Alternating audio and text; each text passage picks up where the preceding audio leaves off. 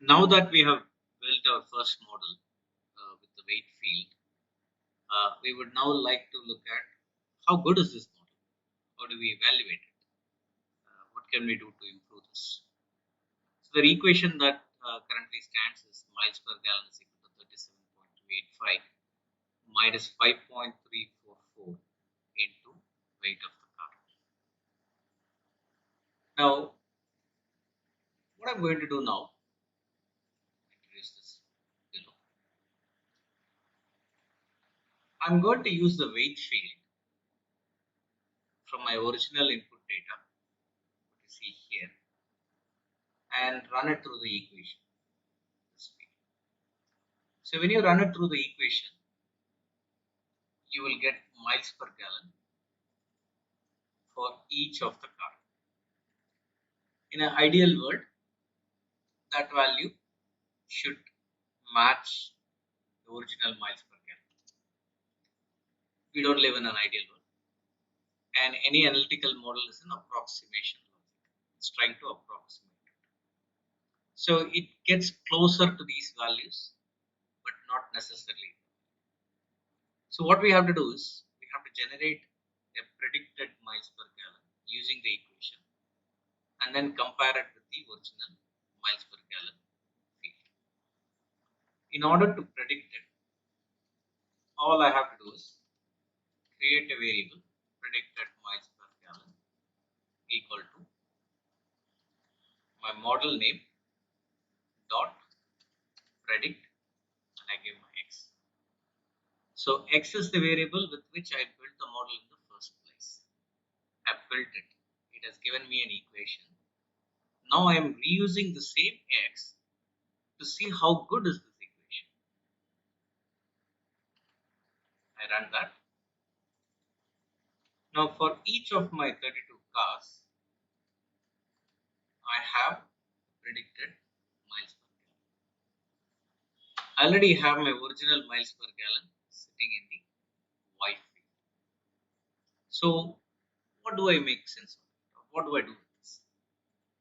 So just for sake of comparison, I'm just going to create a new column in my original input file, or let's call this as predicted miles per gallon. There's nothing there. Let's do a in file dot head. As you can see, so you don't have to do this. I'm doing this just for the sake of explanation. For the first car, if I had used the equation with this weight field, the mileage that the model predicts is this. The reality is this one. So we are slightly off by about 2 miles per gallon. If you look at the second prediction, it's about 21.9, and the reality is 21. The third one is roughly about 24.88, and the reality is 22. So you can see that it is relatively closer to the answers. It's about 2 miles, 3 miles here and there, quite different from the actual value. Now, when you have thousands of these observations, we will not be able to compare every single observation. So we want to have some kind of a measure or metric that will help us to quantify these differences. So there is a calculation called root mean square error. The calculation is very simple. You subtract the miles per gallon and the predicted miles per gallon. You get some positive differences and you get some negative differences. You square them, so they all become positive. You add them all together and then you take an average of that. So I could just simply subtract 21 minus 23.28, the whole square, plus 21 minus 21.9, the whole square, plus, and so on. Add them all together and I can calculate an average. Now because I have squared it, once I've added, I can do something called as square root. So I don't have to do this manually. There is a function called root mean square. mean squared error, that is available as part of the metrics package. All you have to do is pass the two columns together. So the mean squared error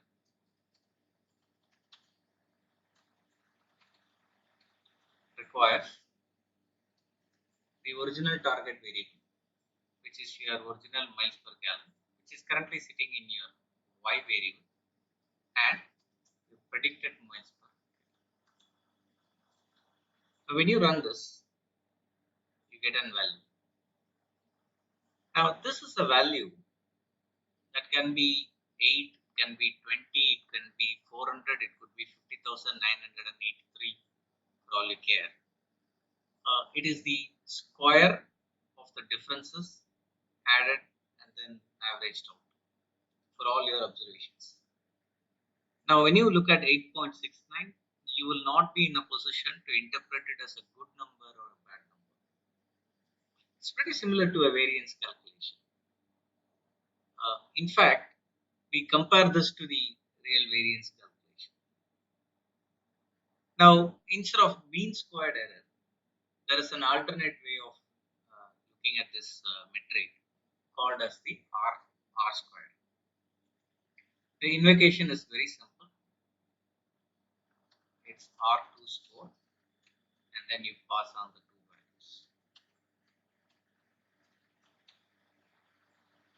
R square gives a value of 0.75. Now, R square is a value that will always vary between 0 and 1, regardless of the data that you are working on, regardless of the use case that you are looking at, regardless of the metrics of measurement. R square will always vary between 0 to 1. Higher the value, better it is.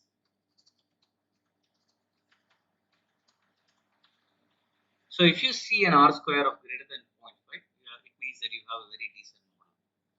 Now in our case, R square is a value at 0.75, which means with just one variable, the weight of the car, our equation is able to explain how miles per gallon is impacted. The variability in miles per gallon is explained really well by just the variance in the variability in your input data, which is just the weight of the car. Now, what is this intuition behind R square?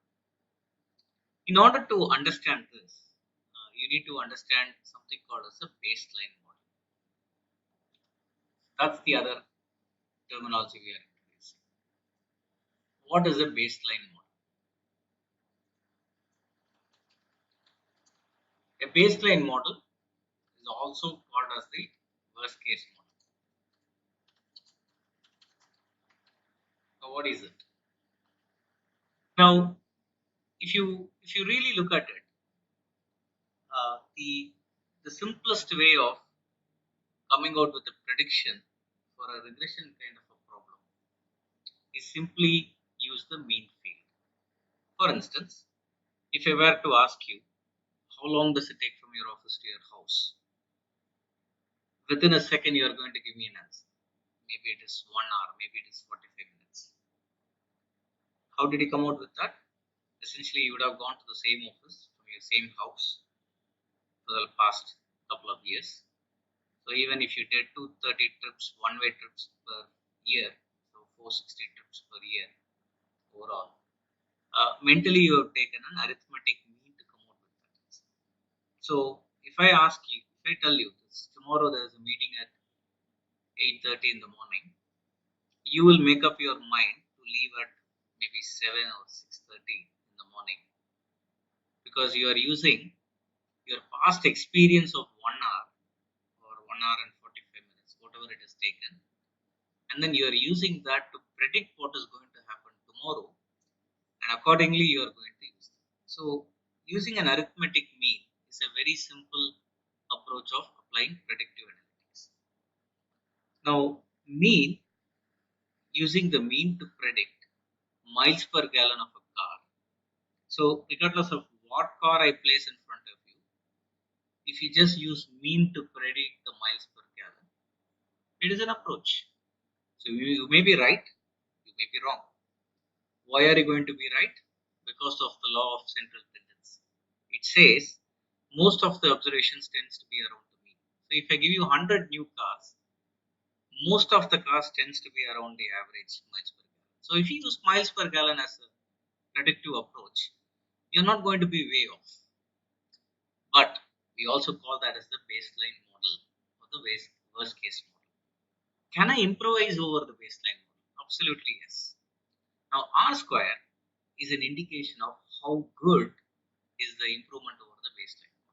In a very simple sense, I know the equation might be wrong, but if you look at R square, it is nothing but 1 minus variance calculated on your data with respect to the regression line, which is nothing but your mean squared error,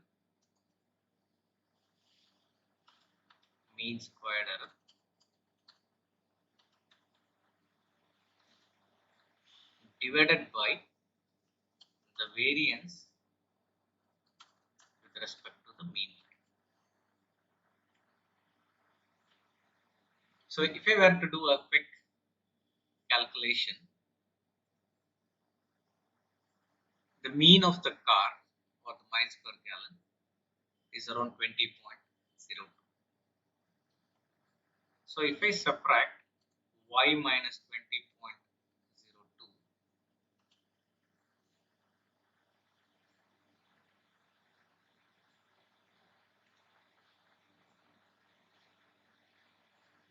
I have these answers. Now if I square it,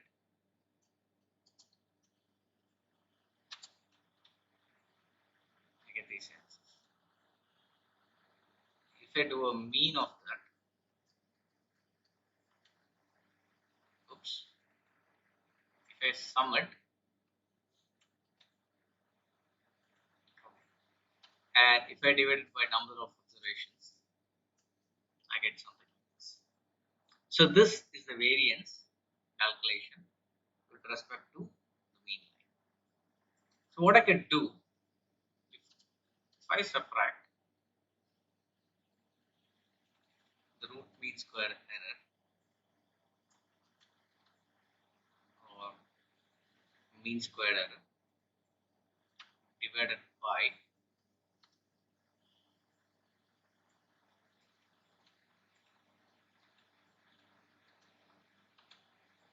I get 0.75 with some approximation.